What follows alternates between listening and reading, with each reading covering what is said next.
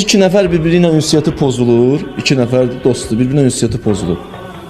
İndi soruşsan bir nəfərdən ki, nə oldu sizin ünsiyyətiniz pozuldu, nə cavab verir?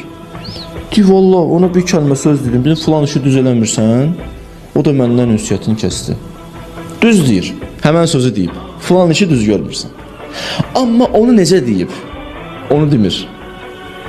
Sözü deyir, sözün demək tərzini sənə demir. Adətən belədir insanlar. Adətən hamıya şamil eləmirəm. O sözü deyəndə istehza ilə deyib, kinayə ilə deyib. O sözü deyəndə cəmiyyətin içində deyib, onun abrını aparıb. O sözü deyəndə gülə-gülə, yəni filan işi düz görmədin, yəni atdım arxivə. Vaxt gələcək bunu sənə deyəcəm, belə deyib. Necə deyib?